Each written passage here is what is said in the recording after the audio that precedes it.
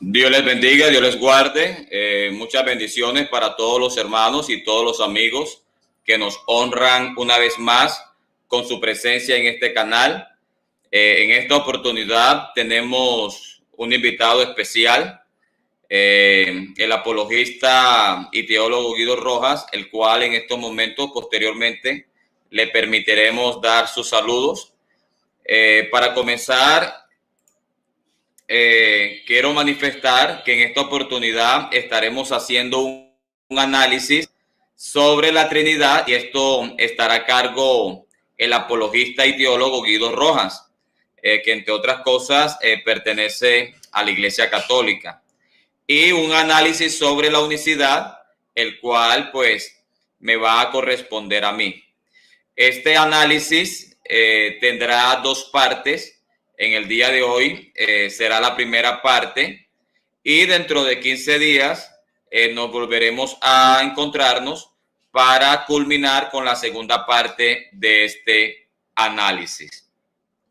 Entonces esperamos que este formato es un formato un poco diferente a lo que usualmente uno puede ver en los medios con relación a la apología. Es un formato a mi manera de ver interesante, el cual se diseñó con la finalidad de que la audiencia pueda ver con calma las dos posiciones doctrinales y esperando que Dios sea glorificado y posteriormente que la audiencia pueda entender el análisis de cada ponente.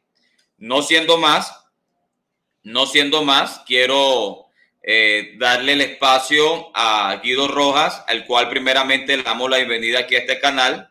Me siento honrado por su presencia. Gracias por atender la invitación y vamos a escuchar las palabras de saludos y conocer quién es Guido Rojas en esta oportunidad.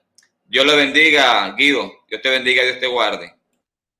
Gracias, pastor. Bendiciones. Un saludo para usted, para su audiencia, para su canal, para todas las personas que hacen parte de la Iglesia de la Unicidad.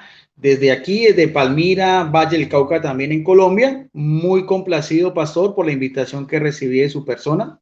Ya he tenido oportunidad de hablar con usted. Se lo dije, es una persona, se ve que es muy culta, muy educada.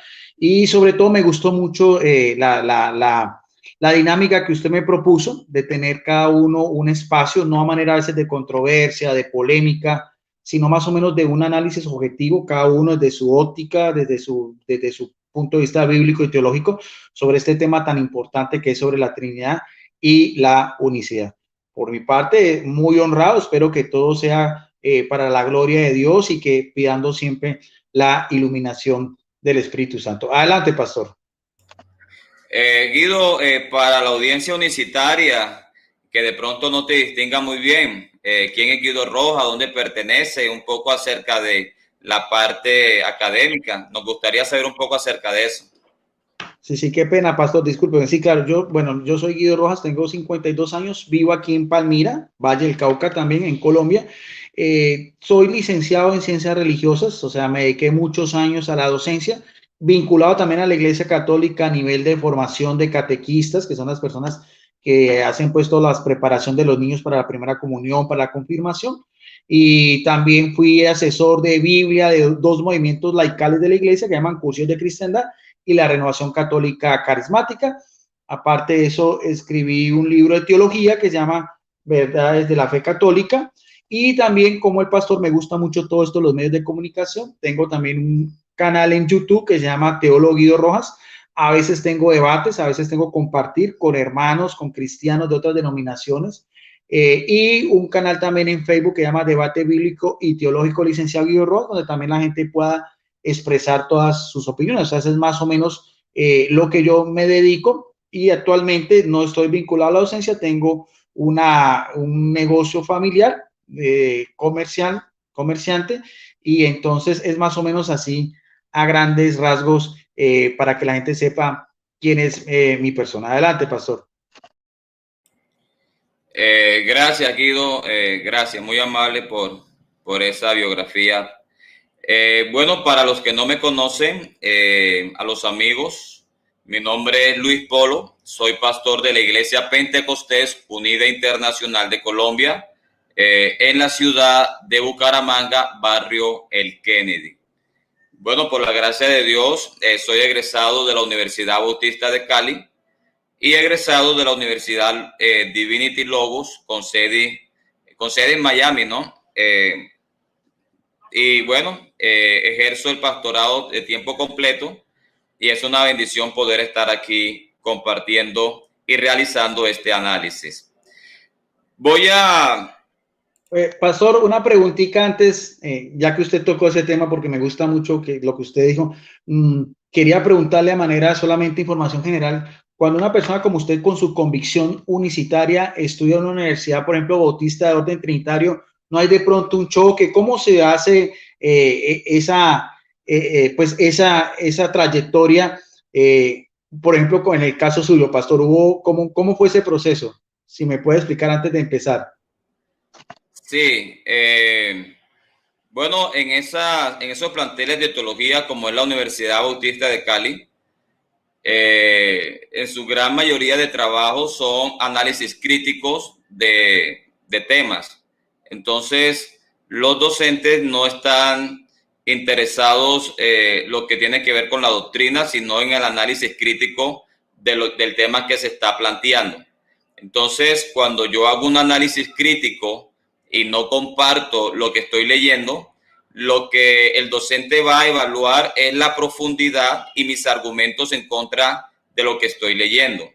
Y si estoy presentando suficientes argumentos a mi manera crítica. Entonces, eso es lo que se evalúa muchas veces en esos planteles de teología.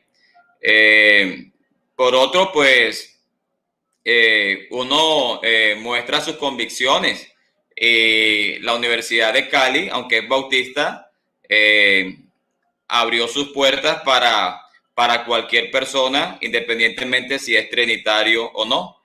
Entonces, desde el primer momento que yo egresé a la universidad, uno manifiesta quién es y en qué uno cree, y en ese sentido uno desarrolla su estudio de la mejor manera. ¿Y sus credenciales de pastor, y sus credenciales de pastor por dónde vienen? Pues, bueno, actualmente yo pertenezco a la Iglesia Pentecostés Unida de Colombia, Pentecostés Unida Internacional de Colombia, y eso aquí estamos ejerciendo en esta organización hace aproximadamente unos 3 años. Y bueno, gracias a Dios, pues tengo la oportunidad de ejercer el pastorado y también tengo, por la gracia de Dios, también como el tiempo para ejercer lo que es la apología en estos medios de internet, ¿no? Entonces, Dios nos ha ayudado y estoy complacido y agradecido con Dios en esa parte.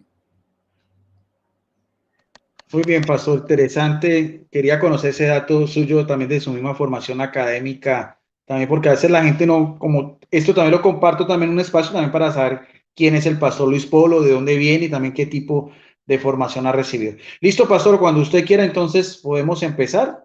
Usted me dirá si quiere otra vez decir cómo es el formato para el día de hoy y empezamos. Sí, gracias, Guido. Bueno, el formato de este análisis doctrinal, bueno, este formato se llama, este análisis tiene por título Análisis sobre la Trinidad, por Guido Rojas, y la unicidad por Luis Polo, parte 1. Ya hicimos las presentaciones. Posteriormente, el apologista Guido Rojas tendrá 30 minutos para presentar qué es la Trinidad y cuáles son las razones por las cuales él considera que la doctrina de la Trinidad es una doctrina bíblica. Después de los 30 minutos del apologista trinitario, entonces yo comenzaré con mis 30 minutos para exponer y presentar la doctrina de la unicidad. Posteriormente, de los 30 minutos de cada ponente, habrá un espacio de 5 minutos para que cada ponente presente tres preguntas, cuyas respuestas no se dará en esta primera parte, sino que se dará en la segunda parte. En la segunda parte, que será dentro de unos 15 días, cada ponente tendrá 10 minutos para responder de la mejor manera la respuesta que se va a dejar al final de esta primera parte, con la finalidad de que cada ponente tenga el tiempo suficiente donde pueda meditar la pregunta y sin afanes, sin contrarreloj, hacer una buena presentación y satisfacer la necesidad de aquella persona que está realizando la pregunta. Algunas observaciones en este análisis. En la primera parte del análisis no se podrá refutar, solo se debe exponer la posición doctrinal. En el momento de las preguntas se debe aclarar lo que se espera o el propósito de la pregunta, con la finalidad de que la respuesta se ajuste a la pregunta. La respuesta debe ajustarse a la pregunta y se tendrá en este caso, algunos días para que sin afanes pueda responderse cada pregunta en 10 minutos de manera satisfactoria. La primera parte de este análisis se realizará en este canal, que es el canal que yo administro, que se llama Apología con Luis Polo.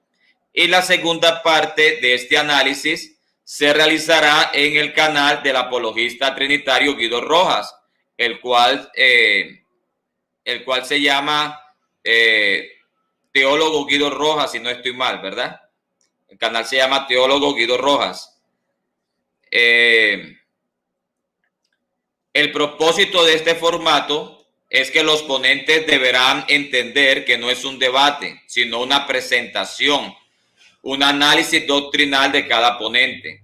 Cada ponente deberá explicarle con claridad a la audiencia por qué deben creer en dicha doctrina.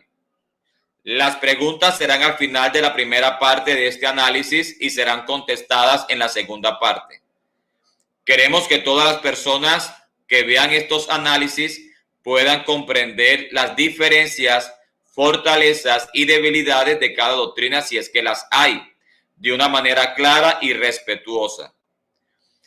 Este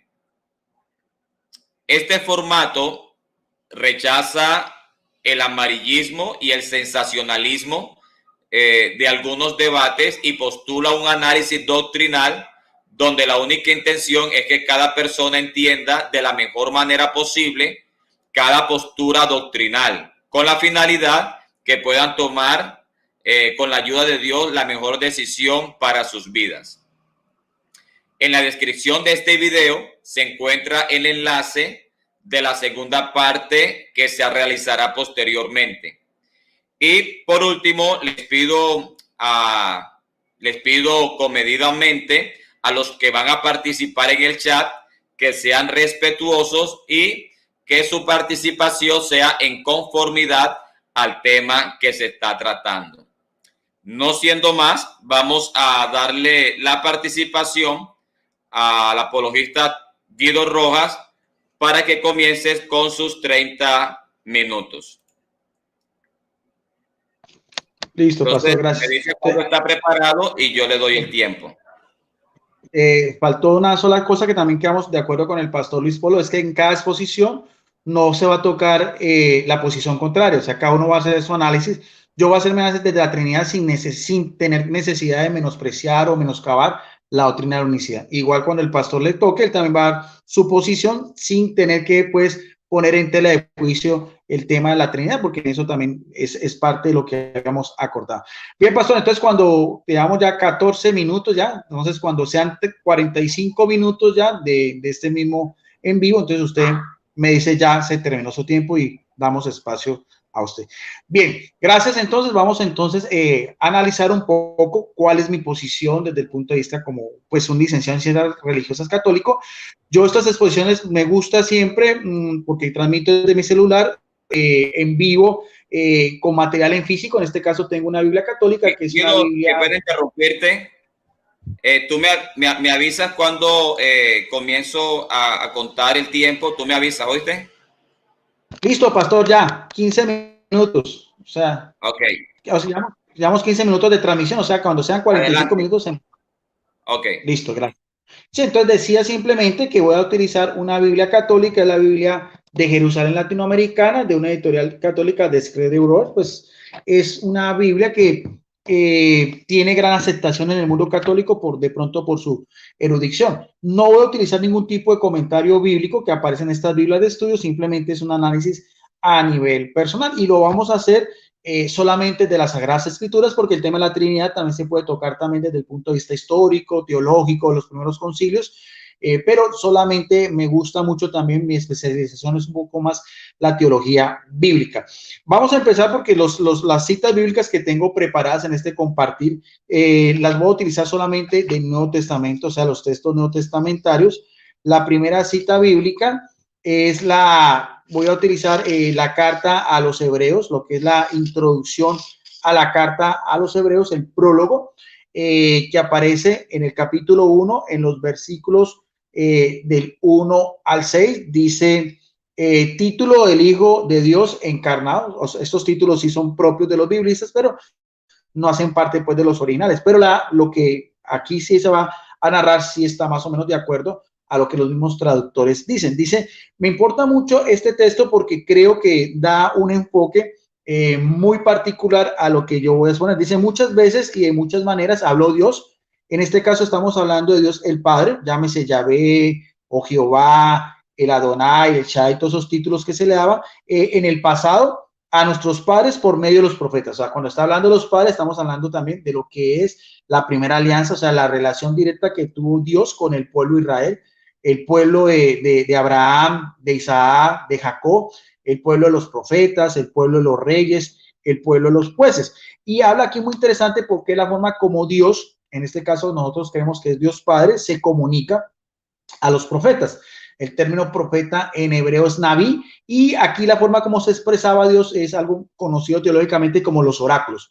El oráculo eran los mensajes que daba Dios. Dice, ahora, es importante también porque en el Antiguo Testamento vemos muchas teofanías, o sea, muchas manifestaciones, nosotros creemos de Dios Padre. Por ejemplo, cuando se aparece a Moisés en el Monte Santo en una forma de zarza, esa es una teofanía. Por ejemplo, también en el libro de Daniel, capítulo 7, cuando aparece como un anciano de días, son más o menos teofanías, son más o menos la forma como el mismo escritor sagrado ve en esa representación, en esa visión, lo que es ese contacto directo por Dios. Por eso es que para nosotros creemos que en el Antiguo Testamento el personaje principal es el Padre. Y todo lo que tenga que ver con los textos veterotestamentarios, o sea, los de la primera alianza, tienen que ver por ese mismo orden. Pero sigue siendo la palabra de Dios bajo la inspiración del Espíritu Santo. Dice, en estos últimos tiempos, entiéndase por estos últimos tiempos lo que es ya la venida de Jesucristo.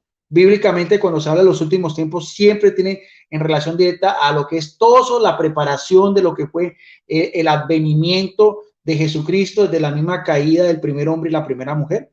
Hay en el Génesis capítulo 3, versículo 15, para la teología católica se conoce como el protoevangelio, el primer anuncio de la salvación. O sea, después de la caída del primer hombre y la primera mujer, y ya como decíamos, todos esos personajes y también características que tienen tal prefigura con Jesucristo. Por ejemplo, el mismo Jesucristo también habla del maná, también se compara a Jesucristo con el arca de la alianza, también se compara a Jesucristo, esas analogías bíblicas que es un poco más de orden teológico con Jonás también, cuando está 3 días en la ballena o ese gran monstruo marino, también cuando José es vendido por sus hermanos, o sea, todas esas son prefiguras también de Jesucristo. Dice, en estos últimos tiempos nos habla por medio del Hijo, y es importante porque aquí vemos un análisis, o podemos analizar exegéticamente de que el Padre, o sea, Dios en este caso, que se manifestó en el Antiguo Testamento, tiene un hijo a quien instituyó heredero de todo. Vamos a ver el rango, las características y la importancia de este hijo, y porque también hizo el universo. O sea,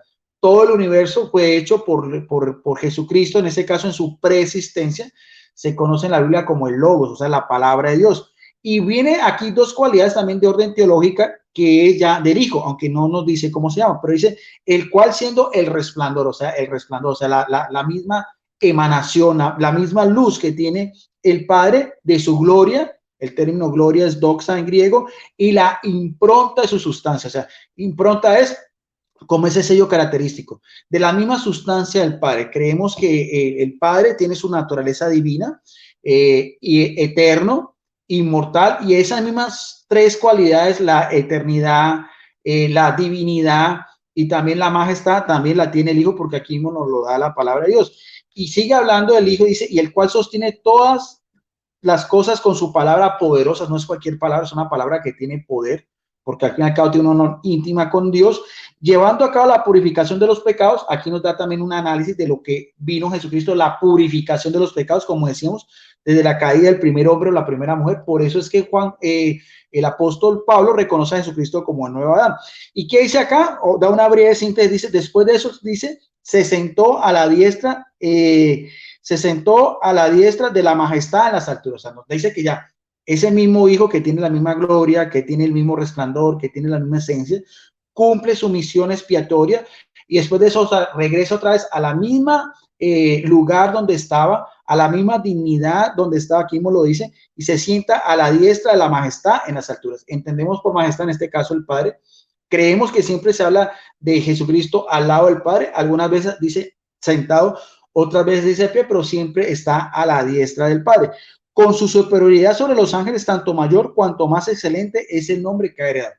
Va entonces el mismo autor de la carta a los Hebreos a decirnos la relación directa también que tiene con esos ángeles. Son esos seres también incorpóreos, etéreos, perfectos que Dios hizo en el principio de la creación. Y aquí viene ya a hablar en el versículo 5, viene una referencia directa a lo que nosotros creemos que es el Padre, donde dice, en efecto, ¿a cuál ángel dijo alguna vez? El mismo autor está poniendo las palabras de Dios, dice, hijo, ya nos da a entender de que esa misma otra persona que está hablando es el hijo, hijo mío eres tú, yo te he engendrado hoy.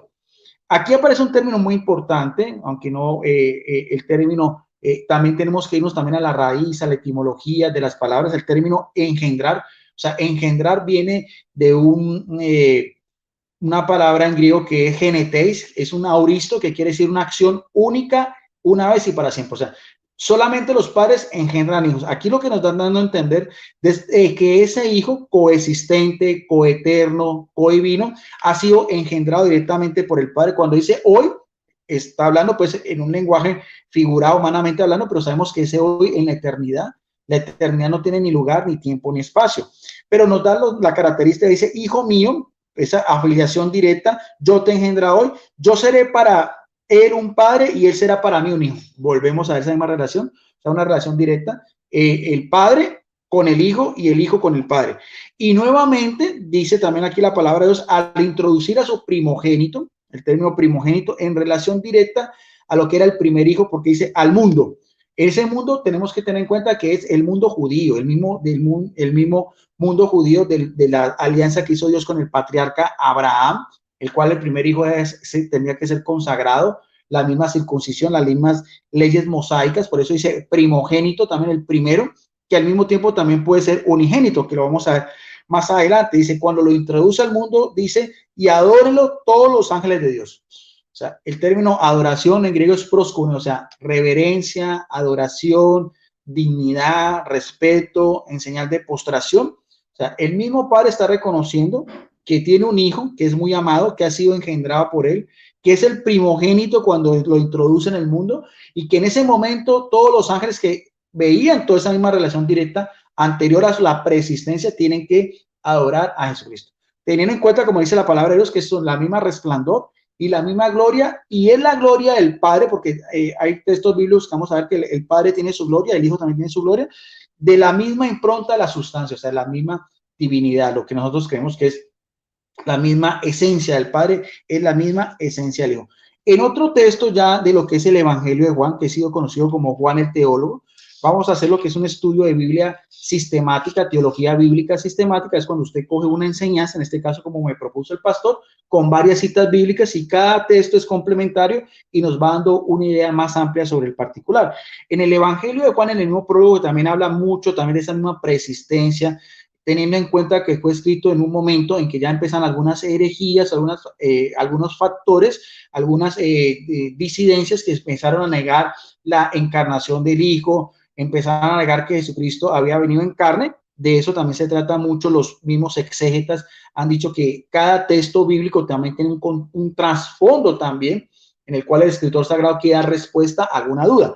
En el Evangelio de Juan, en el capítulo 1, solamente voy a hacer mención por el tiempo. En el versículo 14 dice, y la palabra que aquí en griego es logos, lo mismo que veíamos anteriormente, que el Padre sostiene todo con la palabra poderosa, es el mismo término, logos, palabra, se hizo carne, o sea, siendo de naturaleza divina, de la misma sustancia del Padre, se hace carne, o sea, el término carne es sar en griego, se hace hombre, igual a nosotros menos en pecado, y puso su morada, el término morada es tienda, su habitación, entre nosotros, y cuando el Hijo se encarna, dice, y hemos contemplado su gloria, o sea, aquí nos dice algo también muy interesante el apóstol Juan. Anteriormente vemos que en la carta de los Hebreos dice que el Padre tiene su gloria, aquí mismo vemos que también el Hijo tiene su gloria, dice, gloria que recibe de quién, del Padre como unigénito, y aquí aparece también otro término muy importante. Veíamos en la carta de los Hebreos que se llama a Jesucristo primogénito. Aquí nos dice que ese Hijo también es unigénito, un término que viene en griego monogenes, mono, único, genes es único en su género, único en su raza, injertado, se deriva de monogenes, puede traducirse único engendrado, único en su clase, único nacido, sin paralelo, incomparable, dando a entender que Jesucristo también tiene la misma sustancia, la misma esencia del Padre. Eso es más o menos lo que cualquier persona puede deducir cuando se va pues a una interlineal o quiere ahondar un poco más en la materia, sobre todo de la misma raíz, en este caso la misma morfología que es el griego koine. Y da otra característica, aparte de ser unigénito, tiene dos características propias de Jesucristo, que es que lleno de gracia y de verdad, que fue lo que hizo Jesucristo. La gracia, el caris, todo inmerecidamente. ¿Qué hizo Jesucristo? Pasó por la tierra haciendo el bien. ¿Qué hace Jesucristo? Dar a conocer la palabra de Dios, dar a conocer los mismos, lo que él mismo decía. Acordaos que los profetas dicen esto, yo digo eso. O sea, lo que hace Jesucristo es simplemente la voluntad del Padre. Entonces, hasta ahí vemos que el Padre tiene un hijo, ha sido engendrado directamente de él, es al mismo tiempo primogénito, unigénito, tiene el mismo resplandor de su misma esencia, recibe también adoración en señal exclusiva de su misma divinidad por los mismos ángeles, se encarna, y para aquí en la Iglesia Católica vemos algo que teológicamente se conoce como la unión hipostática. O sea, la unión es las dos naturalezas de Jesucristo, su naturaleza divina y su naturaleza humana, en lo que es Jesucristo como la segunda persona de la Trinidad. O sea, ya es un poco más de orden teológico, pero es más o menos para ir entendiendo estos mismos textos de acuerdo a lo que la Iglesia Católica pues ve y ha transmitido por tiempo atrás. Otra cita bíblica que tiene esa misma connotación ya es el Evangelio de Lucas. Vamos a mirar el único evangelio que habla casi directamente de lo que es el nacimiento de Jesucristo. Lucas, el discípulo del apóstol Pablo, también en el Evangelio de Lucas, en el capítulo 2, versículo del 6 a 14, también me llama también la atención este texto, porque es, por así decirlo, la primera manifestación en carne, como veíamos, y que es dada a quién, según los mismos designios de Dios, a los pastores, la clase más desprotegida en la Israel antigua. El término pastor poimé, un pastor no tenía, estaba obligado ni a ir a las sinagogas, ni a ir a las fiestas judías, ni su testimonio era válido en un juicio de acuerdo a las mismas leyes mosaicas, porque siempre tenían que estar a la intemperie con sus ganados. Entonces, el pastor, por así decirlo, era la clase más desprotegida y también la clase menos tenía en cuenta. Pero por esas mismas cosas de Dios, que Él quiere que los últimos sean los primeros, también hay un pasaje muy hermoso en el capítulo 2, versículo 6 y 14, que es precisamente lo que es el nacimiento de Jesucristo visto por los pastores. Dice así también la palabra de Dios en esta Biblia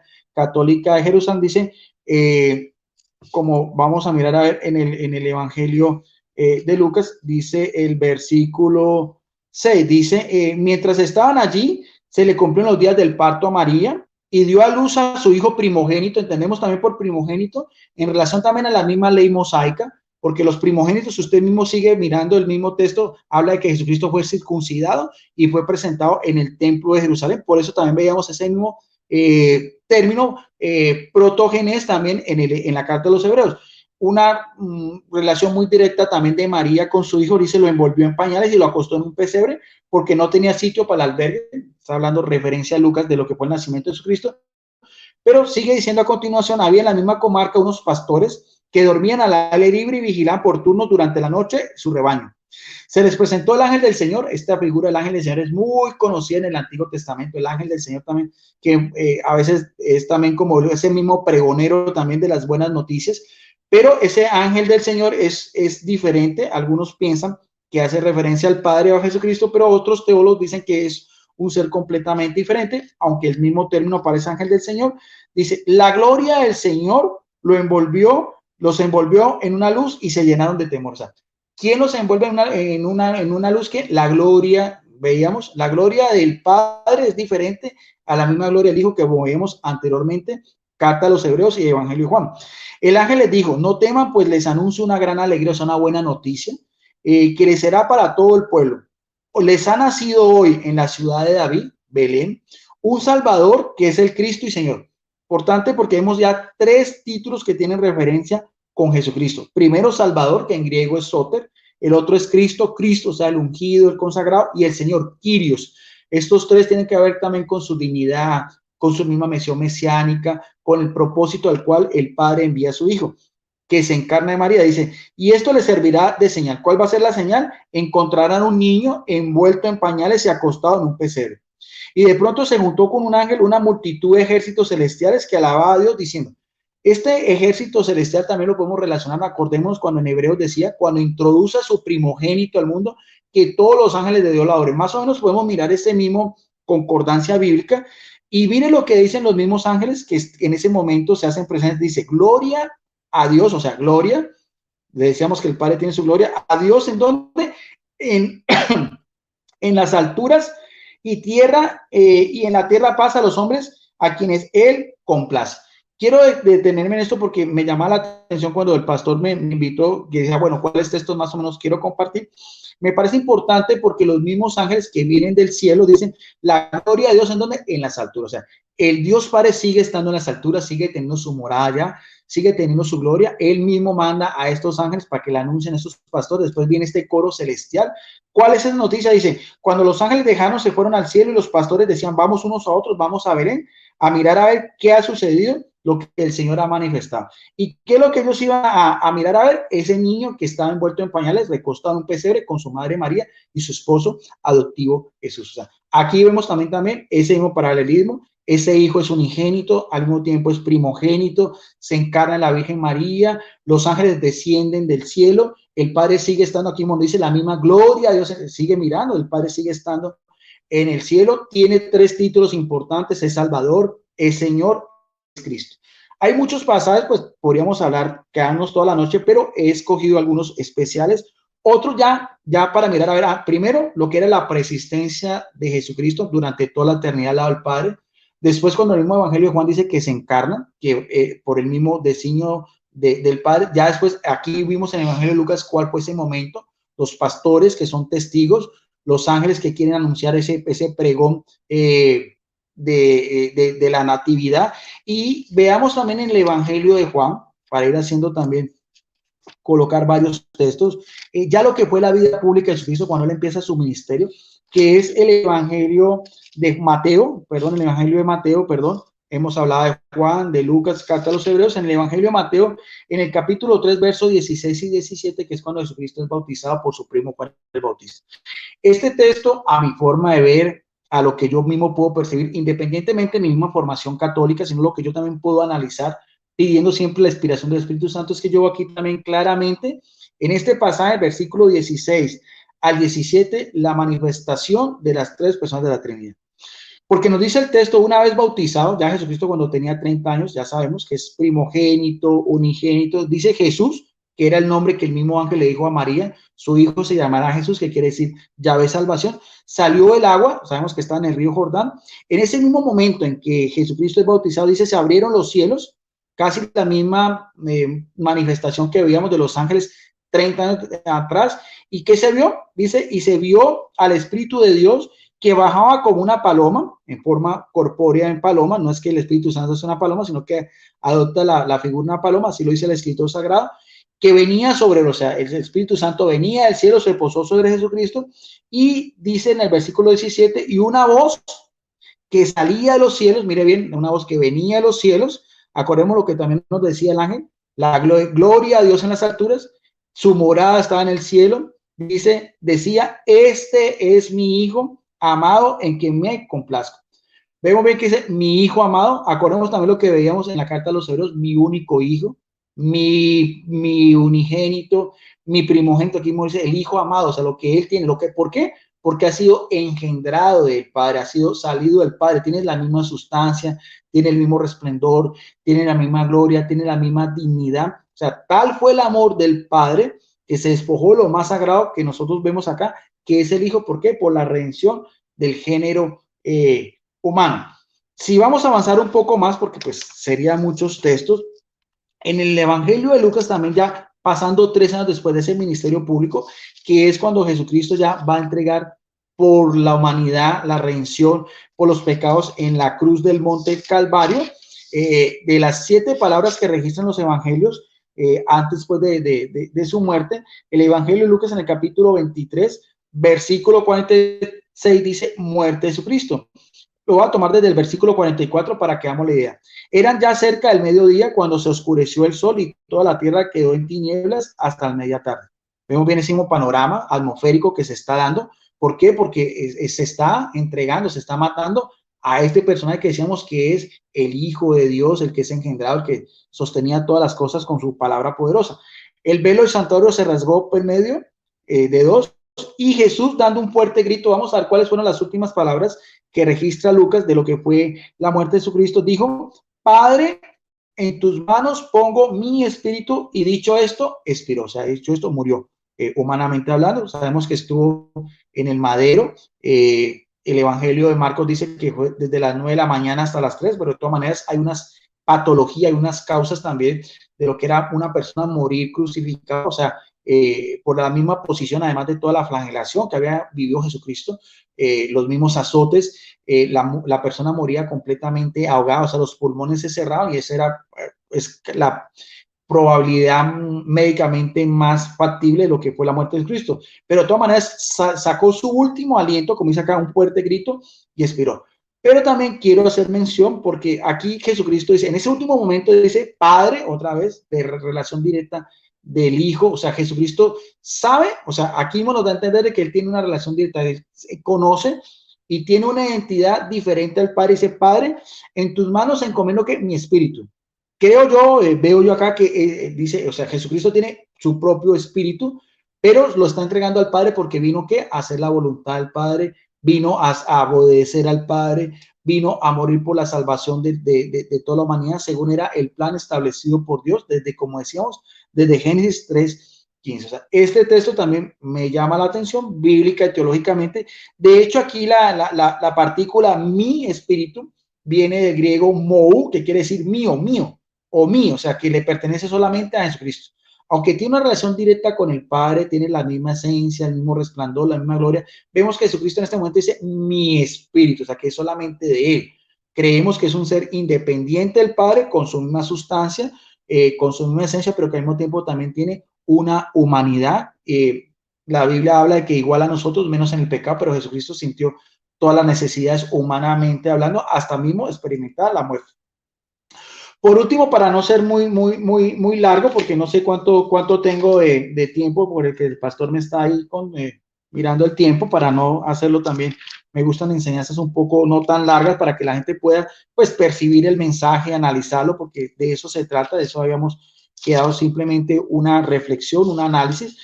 Hay también en lo que se llama ya la doctrina paulina, nosotros ya la doctrina de Pablo, que es también importante en todo lo que fue la composición teológica y doctrinal del cristianismo primitivo. Hay también muchos pasajes donde nosotros vemos también a las 3 personas de la Trinidad, aunque evidentemente ese término Trinidad y sustancia, esencia, también tiene una connotación teológica que vino posteriormente. No aparece el término Trinidad, pero también creemos que la doctrina como tal sí. Pero lo que sí he tratado de mirar en estos textos bíblicos es mirar la diferencia entre el Padre, entre el Hijo y en este caso el Espíritu Santo. Ahora, no, antes de eso, pastor, ¿cuánto me queda de tiempo, perdón?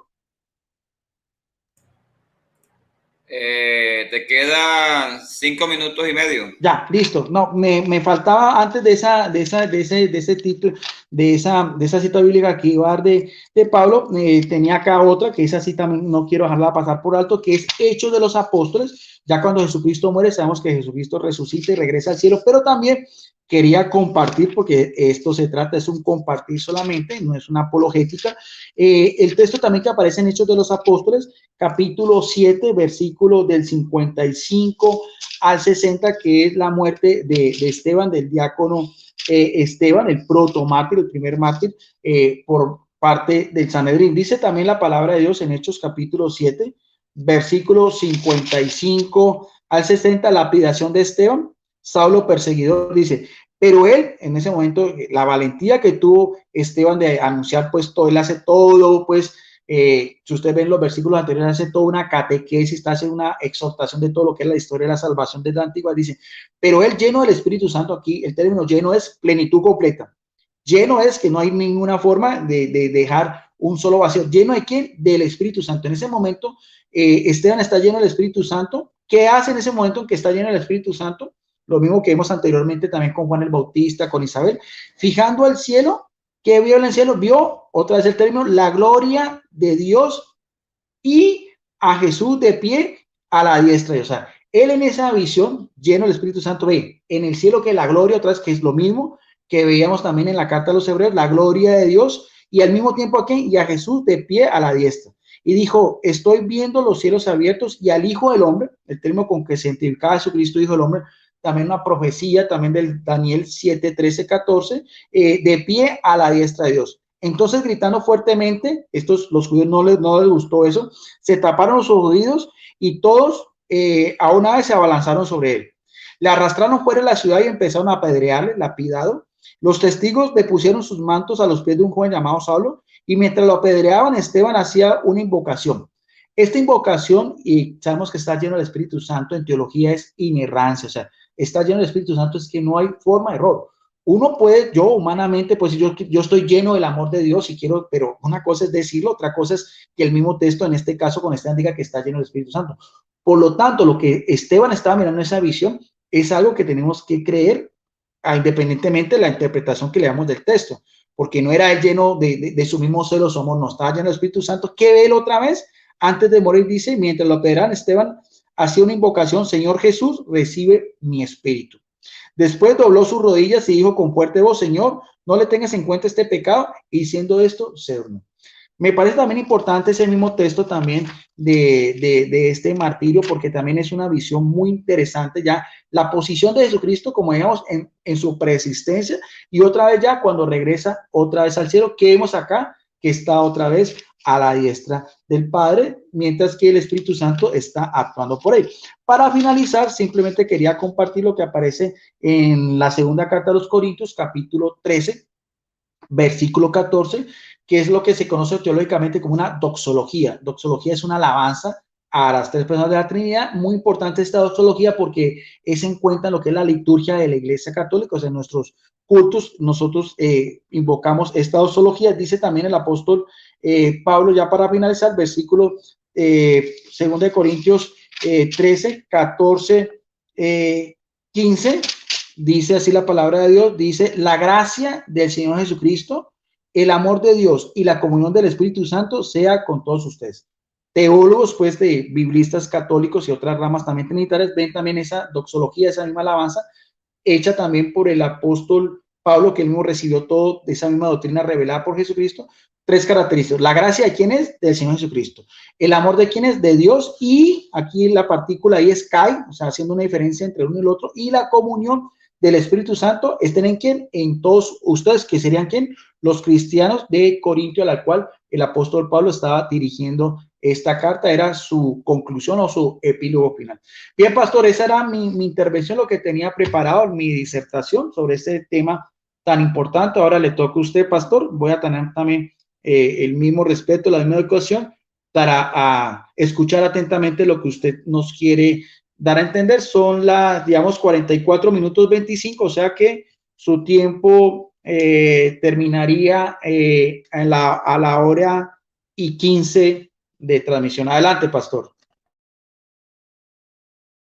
Gracias, Guido. Voy a presentar unas diapositivas, que es el material con la cual voy a utilizar, con el permiso anticipado de el apologista Guido Rojas. Así que las diapositivas que voy a usar, ya Guido lo conocía anticipadamente. Mi exposición tendrá 3 partes. En la primera parte mostraré bíblicamente que solo la persona del Padre es Dios y como el único Dios fue manifestado en carne. En la segunda parte mostraré bíblicamente el origen del Hijo.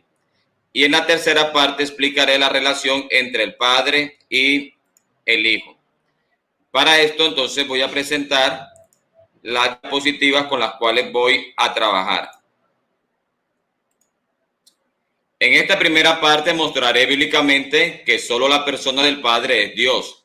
El apóstol Pablo, de manera incuestionable, manifiesta que a pesar de que existan seres a quienes se les atribuye alguna forma o grado de divinidad entre los pueblos, para Pablo solo hay un Dios, quien es la persona divina del Padre. Corintios 8:6 dice, para nosotros, sin embargo, solo hay un Dios, el Padre, del cual proceden todas las cosas. El apóstol Pablo también nos dice en Efesios capítulo 4, verso 6, que solo hay un Dios y solo hay un Padre, identificando al Padre como el solo Dios. Inclusive en Juan 17:3, el mismo Hijo de Dios en su oración manifestó que el Padre es el único Dios verdadero. Siendo el Hijo, en el mismo versículo de Juan 17:3, el Mesías prometido, que nació como un verdadero hombre, existiendo antes de la fundación del mundo en la presencia de Dios. En Juan 17:3 dice, Jesús le dijo a su Padre en oración, que te conozcan a ti, el único Dios verdadero. Debemos tener en cuenta que en la Biblia encontramos la expresión Dios el Padre y también encontramos la expresión Padre eterno, pero nunca encontramos la expresión Dios el Hijo o la expresión Hijo eterno. Ahora, si Jesús en su forma de Dios es Dios y solo el Padre es Dios según la Biblia, entonces podemos preguntar ¿qué Dios es Jesucristo? Obviamente, la única respuesta correcta de que Jesús sea Dios es que Él sea el Padre, así como lo demostraré bíblicamente. Otra de las evidencias bíblicas donde vemos que solo el Padre es Dios, siendo el Padre el único Jehová, está en el libro del profeta Joel. En Joel 2:28 dice, y después de esto derramaré mi espíritu sobre toda carne. ¿Quién prometió derramar el Espíritu Santo sobre toda carne según Joel 2:28? El Señor Jesucristo dice que fue su Padre según Lucas 24, verso 49 y Hechos capítulo 1, verso 4. Por lo tanto, fue la persona divina del Padre quien prometió derramar de su Espíritu sobre toda carne según Joel 2:28. Pero observemos que el Padre antes de Joel 2:28 dijo lo siguiente en Joel 2:27. Y conoceréis que en medio de Israel estoy yo, y que yo soy Jehová vuestro Dios, y no hay otro. Según Joel 2:27, solo el Padre es Dios, y solo el Padre es Jehová. Y esto es confirmado por el Señor Jesucristo cuando enseñó que su Padre es el único Dios en Juan 5:44 y Juan 17:3. Ahora, si el Padre es el único Dios según Corintios 8:6, Juan 17:3, Juan 5:44 y Joel 2:27, entonces que Dios fue el que se manifestó en carne según Timoteo 3:16.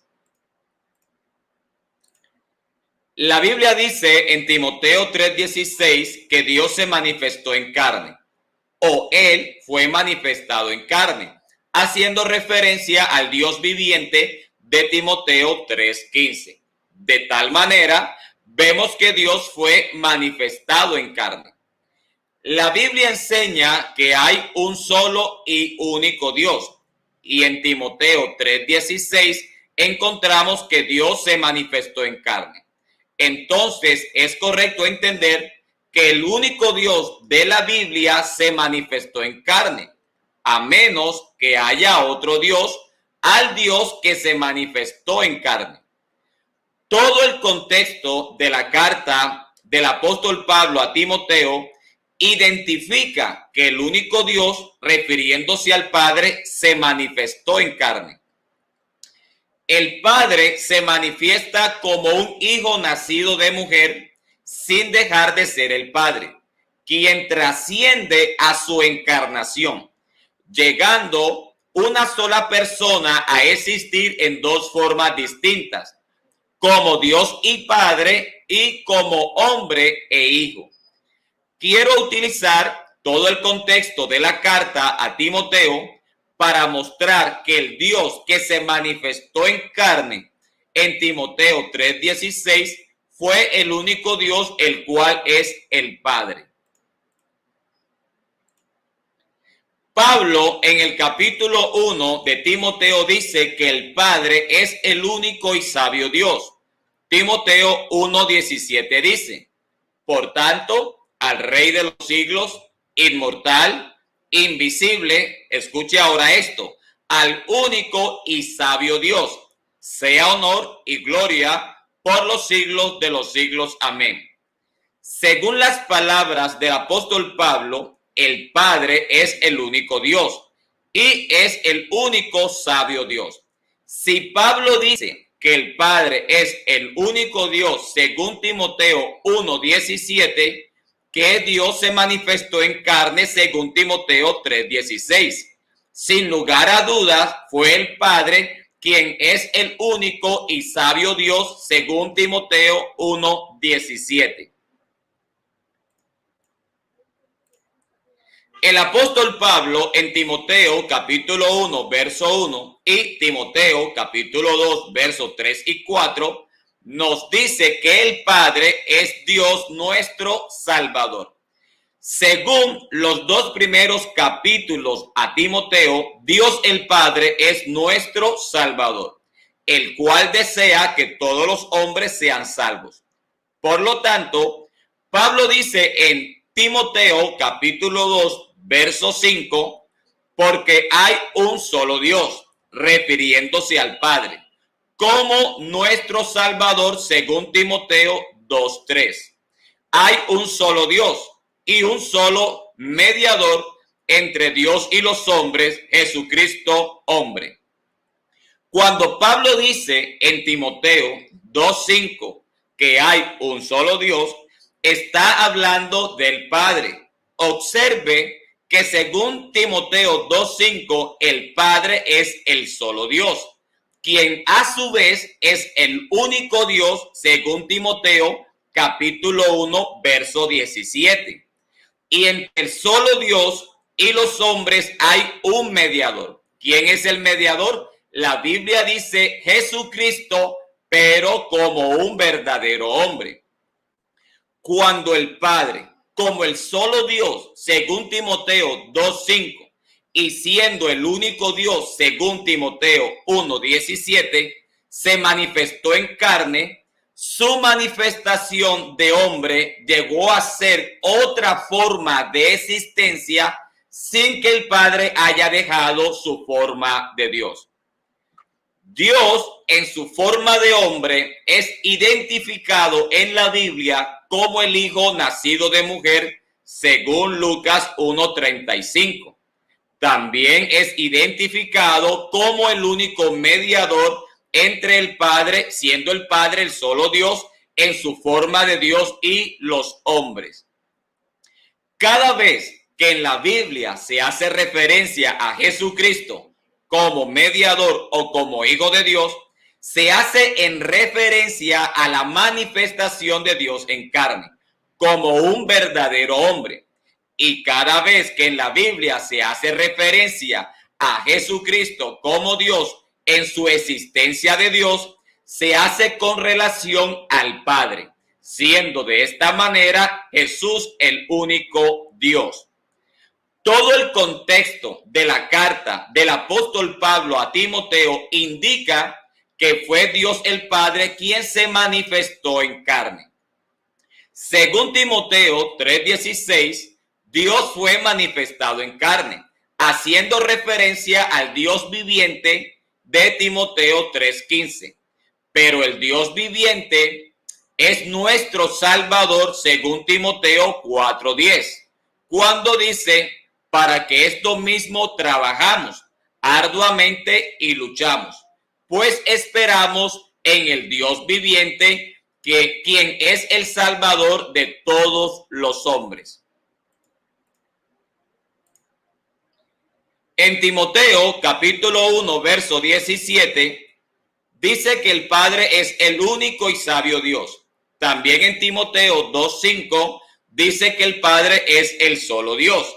Y en Timoteo 3:16 dice que Dios fue manifestado en carne.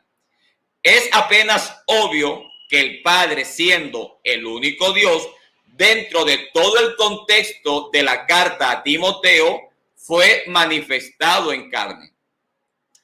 Hemos visto o he presentado que el Padre es el único Dios.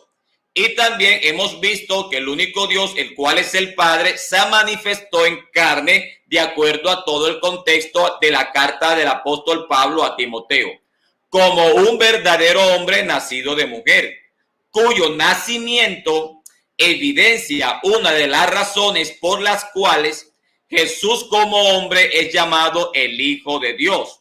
Lucas 1:35. Ahora paso a la segunda parte, donde explicaré el origen del Hijo según la Biblia. En Juan 6:46 encontramos que el Hijo vino de Dios, refiriéndose al Padre. En Juan capítulo 16, versículos 27 al 28, dice que el Hijo salió del Padre, y también lo encontramos en Juan 17:8. Ahora, considerar que el Hijo vino al mundo cuando salió del Padre, como se evidencia en Juan 6:46, Juan 6:16, 27 y Juan 17:8, no solo es poder mostrar que el Hijo tiene el origen de su existencia en el ser del Padre. El Hijo sale del Padre porque procede del Padre, mientras que el Padre no sale de nadie, porque el Padre subsiste por sí mismo o tiene vida por sí mismo, tal como se puede ver en Juan 5:26 y Juan 6:57. En Juan 5:26 dice, porque como el Padre tiene vida en sí mismo, así también ha dado al Hijo tener vida en sí mismo. En Juan 6:57 dice, como me envió el Padre viviente y yo vivo por el Padre, asimismo el que me come, él también vivirá por mí. Según estos versículos, la vida del Hijo se la debe a la vida del Padre, llegando el Padre a ser la fuente de la existencia del Hijo. En la eternidad, el Hijo existía en el Padre, existía como el Cordero Redentor. El Cordero en la eternidad existía en la mente del Padre.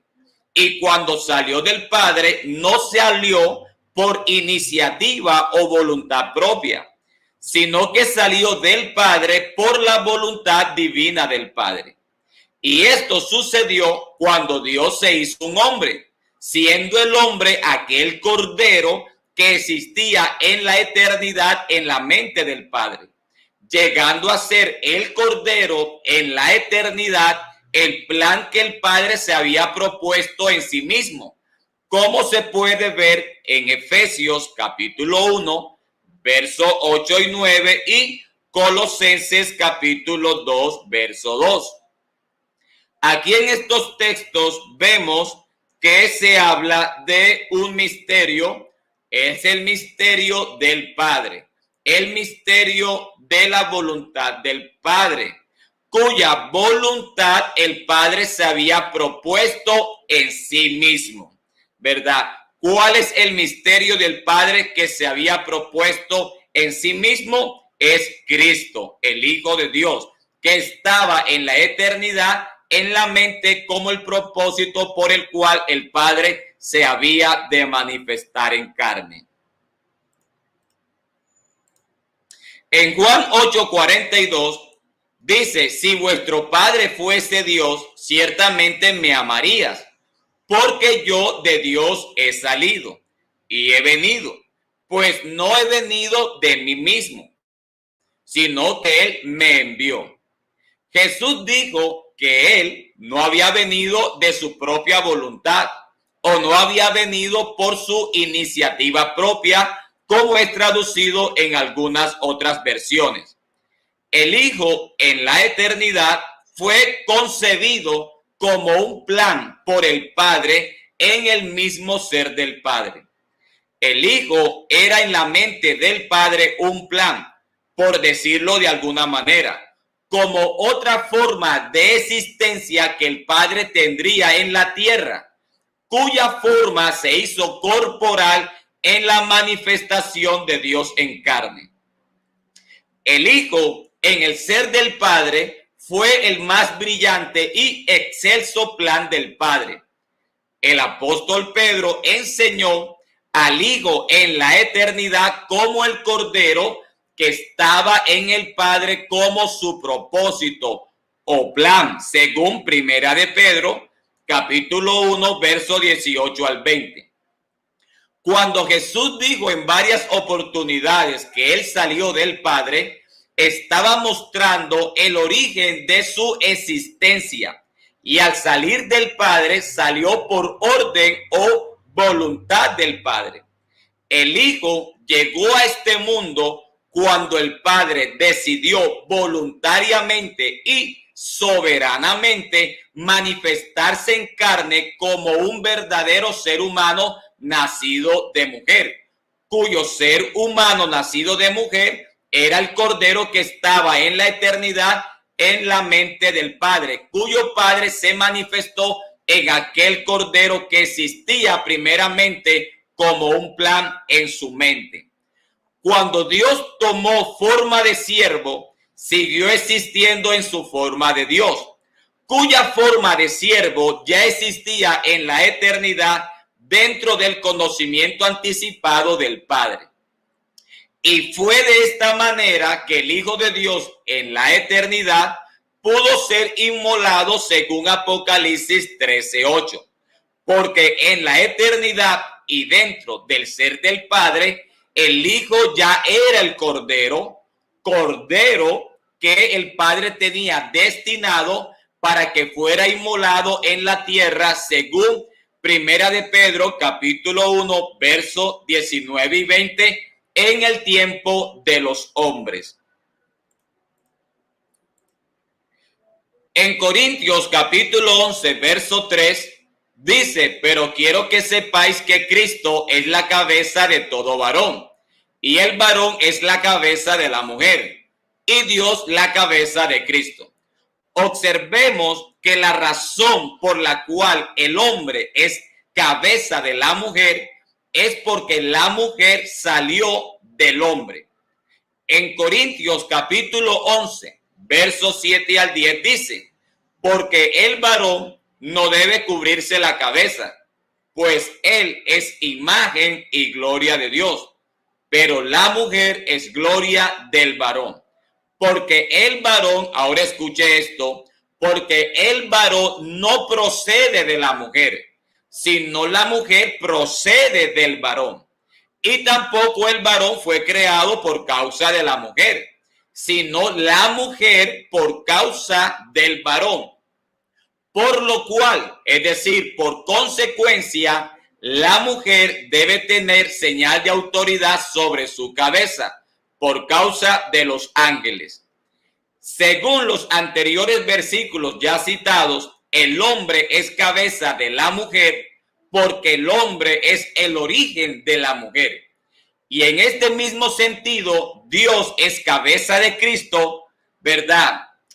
Porque Cristo encuentra su origen en Dios como la mujer encuentra su origen en el hombre. Jesús dijo en Juan 16:27, pues el Padre mismo os ama, porque vosotros me habéis amado y habéis creído que yo salí de Dios. Los apóstoles entendieron que el Hijo había salido del Padre como la mujer salió del hombre, mostrando con esto una no coigualdad de existencialidad entre el Padre y el Hijo. En Juan 16:30 dice, ahora entendemos que sabes todas las cosas y no necesitas que nadie te pregunte. Por esto creemos que has salido de Dios. El Hijo salió del Padre como la mujer salió del varón. Por ese motivo, Dios es cabeza de Cristo como el varón es cabeza de la mujer. De tal manera, el Hijo no puede ser coexistencial con el Padre cuando vemos que el Padre existe por sí mismo, pero el Hijo existe por voluntad y soberanía del Padre. En Colosenses capítulo 1, verso 15 dice, Él es la imagen del Dios invisible, el primogénito de toda creación. Ahora, ¿en qué sentido el Hijo es la imagen del Dios invisible según Colosenses 1:15? Lo primero que debemos tener en cuenta es que el Dios invisible, según Colosenses capítulo 1, verso 15 y Timoteo capítulo 1, verso 17, es el Padre. De manera que el Padre, según la Biblia, es el Dios invisible y el Hijo es la imagen del Dios invisible. Nunca encontraremos que el Hijo sea considerado como Dios invisible. Solamente el Padre es considerado como el Dios invisible y el Hijo es la imagen del Dios invisible, mostrando con esto una no coigualdad entre el Padre y el Hijo. Ignacio de Antioquía es considerado por la historia como discípulo de los apóstoles Pedro y Juan. Ignacio de Antioquía fue un obispo reconocido a finales del siglo I y a principios del siglo II. En su carta dirigida a Policarpo de Esmirna, quien también fue un discípulo directo del apóstol Juan, Ignacio dice en el verso 3, espera en aquel que está por encima de toda estación, el eterno, ahora escuche, el invisible que se hizo visible por amor a nosotros, el impalpable, el impasible, que sufrió por amor a nosotros, que sufrió en todas formas por amor a nosotros. Según el pensamiento de Ignacio, el Dios invisible se hizo visible, pero en la Biblia solamente el título del Dios invisible solamente es aplicado a la persona del Padre. Esto significaba para Ignacio que ver con los ojos de una manera literal a la persona de Jesucristo era poder ver al Dios invisible de una manera visible en un nuevo estado de existencia, la cual era un hombre. La Biblia nunca dice que el Hijo es el Dios invisible. Por lo tanto, la invisibilidad solo es aplicada al Padre. Mientras que el Padre es invisible, el Hijo no lo es, mostrando una vez más una no coigualdad entre el Padre y el Hijo. Además de lo anterior, en Hebreos 1:3 se menciona que el Hijo es el resplandor de la gloria del Padre. Observe que una cosa es el resplandor y otra cosa es la gloria que proyecta ese resplandor. Y el resplandor jamás será coigual a la gloria que la proyecta. Pero solo puede verse la gloria del Padre por medio de su resplandor, entendiendo el resplandor como el cuerpo físico que tomó el Padre cuando se hizo hombre. En Hebreos 1:3 también dice que el Hijo es la misma imagen de la sustancia del Padre o de la persona del Padre. Tanto la palabra resplandor como la palabra imagen no identifica que el Hijo sea coigual al Padre. El diccionario Strong define la palabra imagen del griego carácter como algo grabado, una figura estampada, una copia, una representación exacta. El término griego carácter demuestra que Jesús como hombre perfecto es la fiel copia de impresión del Padre en su manifestación en carne. Ya que expliqué en la primera parte que solo la persona del Padre es Dios y cómo el Padre, siendo el único Dios, fue manifestado en carne, en la segunda parte mostré bíblicamente el origen del Hijo. En esta tercera parte explicaré la relación entre el Padre y el Hijo. Cada vez que encontramos en la Biblia una relación entre el Padre y el Hijo, podemos ver los siguientes puntos. Primero, vemos que hay una existencia del Padre y del Hijo.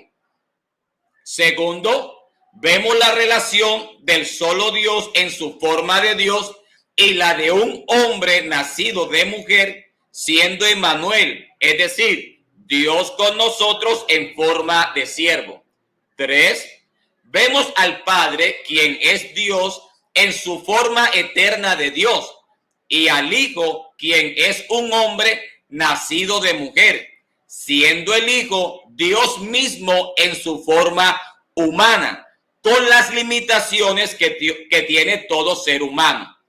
Cuarto, vemos a Jesús siendo una sola persona, existiendo en dos formas distintas y simultáneas, operando simultáneamente en sus dos formas distintas de existencias. Las profecías anunciaban dos grandes cosas. Primero, la existencia del Mesías o del ungido antes de la manifestación de Dios en carne.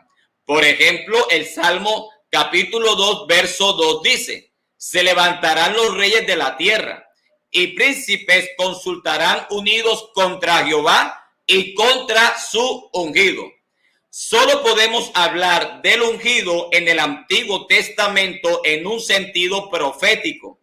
Según Hechos capítulo 4, verso 23 al 28, la persona divina del Padre, siendo Espíritu, habló de sí mismo en tercera persona en el Salmo capítulo 2, verso 2. Y también habló de su ungido de manera profética, a través del rey David, quien fue profeta según Hechos 2:30. El Hijo que vendría tendría a su Padre por Dios, como lo podemos ver en los siguientes versículos. Salmo 89, 26, 27, Miqueas capítulo 5, verso 4. Cuando Jesús nació de María, se pudo ver el Hijo que existía antes de la fundación del mundo en la mente de Dios, cuyo Hijo fue profetizado en el Antiguo Testamento y manifestado en los postreros tiempos, según Lucas 1:35. El santo ser que nació de María, según Lucas 1:35, fue llamado el Hijo de Dios. Fue llamado hijo porque fue engendrado. Fue llamado hijo porque nació. Y fue llamado hijo de Dios porque fue Dios quien lo engendró en María en su manifestación en carne. Pero Dios no se quedó atrapado ni encarcelado en su manifestación en carne. Dios se hizo un hombre y trascendió a su encarnación, siendo Dios en su forma de Dios. De tal manera, Dios es Dios en su forma de Dios, con todas las características divinas que hacen que sea Dios. Y también es hombre con todas las características humanas que hacen que sea un verdadero hombre. La unicidad entiende que hay un Padre creador de todas las cosas y hay un Hijo, pero la Biblia no muestra que sean dos personas. Lo que está mostrando es una persona existiendo en dos formas distintas, la cual actúa simultáneamente conforme a su forma de existencia.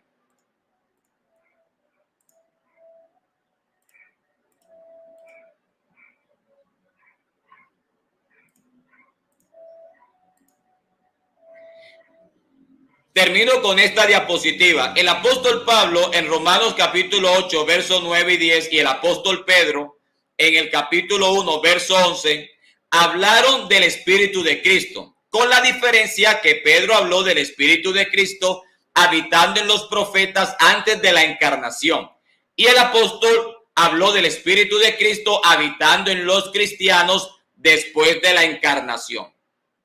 El Espíritu de Cristo que estaba en los profetas se hizo carne en María como un verdadero y perfecto hombre. Pero el Espíritu de Cristo, el cual es el mismo Cristo de naturaleza espiritual, no perdió su omnipresencia en su manifestación. De tal manera, el Espíritu de Cristo se hizo carne, pero trascendió a su encarnación. Por lo tanto, Cristo sigue siendo el Espíritu omnipresente que siempre ha sido. Y al mismo tiempo, Cristo es un hombre perfecto, como Emmanuel, que significa Dios con nosotros, pero como un verdadero hombre. Cristo en su forma de Dios es espíritu y en su forma de hombre o de siervo que llegó a tener en su encarnación es un ser humano. Vemos a Cristo en su forma de hombre muriendo en la cruz y en ese mismo momento de su muerte vemos a la misma persona de Cristo en su forma de Dios sentado en su trono celestial y estando en todo lugar por su espíritu omnipresente. De esta manera es que podemos entender que Cristo como hombre está limitado al espacio, al conocimiento y tiempo. Pero la misma persona de Cristo, siendo el espíritu ilimitado al espacio, conocimiento y tiempo. El espíritu de Cristo que estaba en los profetas, según Primera de Pedro 1:11, es el único espíritu del Padre, pero este único espíritu se hizo carne. Esta nueva forma de existencia es llamado el Hijo de Dios. Jesús es llamado Hijo porque fue engendrado en el vientre de María y es llamado Hijo de Dios porque Dios, siendo el Espíritu Santo, fue quien lo engendró en María. Sin embargo, al trascender el Espíritu de Cristo a su encarnación, siguió como el único Espíritu del Padre, de tal manera que la única persona de Cristo existe en sus dos formas distintas. Según Primera de Pedro, capítulo 1, verso 11, el Espíritu de Cristo anunciaba proféticamente los futuros sufrimientos de Cristo y las glorias que vendrían después. En otras palabras, según Primera de Pedro 1:11, la persona de Cristo, siendo espíritu, anunciaba por medio de los profetas su futura forma de hombre, por medio de la cual sufriría sin perder su forma de Dios. El Espíritu de Cristo que estaba en los profetas, según Primera de Pedro 1:11, es el mismo Cristo que sufriría en otra forma de existencia. De esta manera, Cristo es mortal en su forma de siervo y es inmortal en su forma de Dios, pero siendo la misma persona. podemos concluir que el Espíritu de Cristo que estaba en los profetas al hacerse carne no dejó de ser espíritu, porque trascendió a su encarnación para morar en cada cristiano y poder estar al mismo tiempo en todas partes como el Espíritu omnipresente que es. Lo anterior es una de las razones por la cual es correcto decir que el Hijo no se oraba a sí mismo, ¿verdad? No es correcto decir que el Hijo se oraba a sí mismo, ya que al manifestarse Dios en carne, Dios todavía continuó existiendo como el Espíritu ilimitado e infinito que es Dios el Padre. Por lo tanto, es absolutamente incorrecto decir que el Hijo se oraba a sí mismo, porque el Hijo es la manifestación de Dios en carne como un hombre perfecto. Y como hombre e hijo no se oraba a sí mismo como hombre. Como hombre e hijo oraba, pero como Dios y Padre, trascendiendo a su encarnación, recibía las oraciones. Gracias a la audiencia y al apologista Guido por su tiempo en espera. Y creo que ha sido un buen tiempo para meditar en la palabra del Señor. Guido, vamos a pasar al tiempo de los 5 minutos, donde vas a presentar tus 3 preguntas que yo tendré para desarrollar hasta que nos volvamos a encontrar en la segunda parte. Y haces tus 3 preguntas y te despides y yo haré lo mismo. Adelante, Guido. Gracias, pastor. Interesante, me pareció muy bueno el compartir y su exposición estuve muy pendiente, de acuerdo a como usted mismo lo plantea. Las preguntas mías, pastor, yo le decía al pastor Luis Polo que más en forma de polémica es que quisiera conocer su posición porque me llama poderosamente la atención estas 3 preguntas que tienen que ver también con mi disertación. La primera sería para el pastor Luis Polo, que daría a entender o cómo explicaría él, de acuerdo a la doctrina de la unicidad, cuando dice que Jesucristo es engendrado. O sea, teniendo en cuenta cómo define la palabra engendrar. O sea, ¿qué daría a entender cuando se dice que Jesucristo es engendrado de Dios? O sea, no solamente teológicamente, sino también la terminología. O sea, irnos a la raíz del término engendrar, que es genetéis. Esa sería la primera. La segunda también sería en esa misma relación, porque se dice que Jesucristo es el unigénito del Padre. Lo mismo, quisiera que el pastor nos diera a entender también su posición teológica y al mismo tiempo también la raíz del término unigénito, que quiere decir monogenes, que nos explicara un poco también, desde, ya que también el pastor está utilizando también ese mismo, los originales, también decir cómo entiende él el término unigénito en relación a Jesucristo, en este caso con el Padre. Y la última sería también, que también quiero conocer la posición del pastor, porque se dice, como veíamos en la carta a los Hebreos y también en Hechos de los Apóstoles, que Jesucristo está a la diestra de Dios. O sea, en algunas veces está sentado, en otras veces parado, pero da a entender de que siempre estar a la diestra es porque está a la derecha de otra persona que es diferente a él, porque no se dice, y el mismo Hijo está en el mismo Padre, ¿no? Sino porque, ¿cómo entendería el pastor Luis Polo desde su misma teología ese término estar a la diestra? Esas serían de pronto mis 3 interrogantes para que el pastor muy amablemente dentro de 15 días nos podamos encontrar y entonces haríamos este mismo formato. Ya esta vez lo haríamos intercalado para hacerlo un poquitico más dinámico, pero sí también tener en cuenta respetar el tiempo de cada uno de 10 minutos para no extendernos y hacerse pronto, porque a veces mucha información, mucha cosa, a veces la gente puede quedar con muchas cosas. Entonces, ese también sería el formato. Adelante, pastor, ya no siendo más, yo me despido. Gracias por la invitación. Un saludo especialísimo para usted, fraternalmente, en el nombre de Jesucristo, nuestro gran Dios y Salvador, desde Palmira, al igual que su audiencia. Y entonces espero su despedida y concluimos. Adelante, pastor. Gracias, apologista Guido. Mis 3 preguntas, bueno, gracias por las preguntas, las tendré a consideración y trataré de hacer poder satisfacer estas preguntas. Mis preguntas tienen que ser, son como más de reflexión que de interpretación. Por lo menos dos de ellas son más de reflexión que interpretación. Entonces voy a mostrar aquí.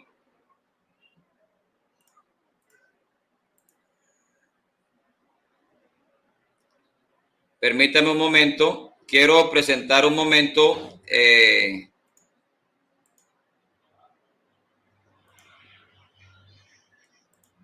mis preguntas de esta manera.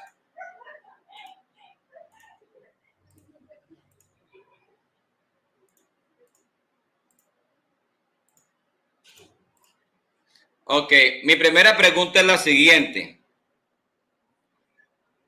El apóstol Pablo en Corintios 3:17 dijo que el Señor, refiriéndose a Cristo, es el Espíritu, ¿verdad?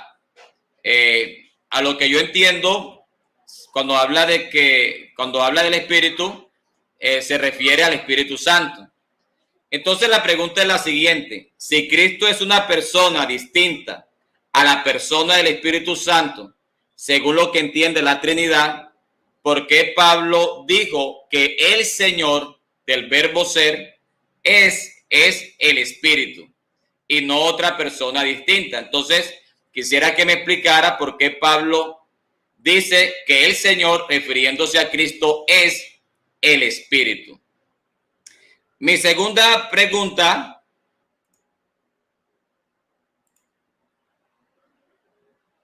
es la siguiente. Permítame formular aquí la pregunta. Para la Trinidad, el Padre y el Espíritu Santo no son la misma persona. Para la Trinidad son dos personas diferentes. Y vemos que la persona del Padre es Espíritu. Según Juan 4:24, la primera persona de la Trinidad es Espíritu, como también lo es la tercera persona de la Trinidad, el cual sería el Espíritu Santo. Mi pregunta es la siguiente: el Espíritu del Padre, como persona espiritual en su ontología, ¿es el mismo Espíritu del Espíritu Santo como persona espiritual que también es, pero al mismo tiempo distinta al Padre? ¿O son el mismo Espíritu siendo dos personas distintas? Entonces, de todas maneras, mis palabras, tanto como la escritura de la pregunta, está ahí para que el apologista Guido vaya al video y pueda analizar mi pregunta con detalle y poder responder. Mi tercera pregunta es la siguiente. Permítame también formularla.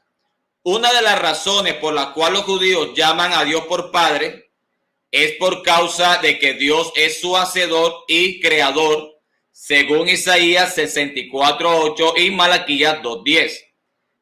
Esto significa que si la persona del Padre y la persona del Hijo y la persona del Espíritu Santo son cohacedores y co-creadores de Israel, entonces las tres personas de Israel son padres por la misma causa. Mi pregunta es la siguiente. Basado en esta formulación, hago mi pregunta. Según Isaías 64:8 y Malaquías 2:10, las tres personas de la Trinidad son padres para Israel, o solo la primera persona es padre para Israel, siendo que las tres personas, según la Trinidad, son co-creadoras y co-hacedoras del pueblo de Israel. Claro está, no pierda de vista en su respuesta que según Efesios 4:6 solamente hay un Padre. Esas son todas mis preguntas y nos encontraremos dentro de 15 días para responder estas preguntas. Guido, yo no tengo más nada que decir, solamente agradecerle a Dios por la oportunidad. Guido, también agradecerte a ti por aceptar la invitación, por tu altura en exponer la palabra, por el respeto. Agradezco también a la audiencia. Veo que también se portó a la altura en sus comentarios, independientemente si escribían o no, si estaban a favor o no de algún expositor. No siendo más, Dios les bendiga, Dios les guarde y hasta la próxima.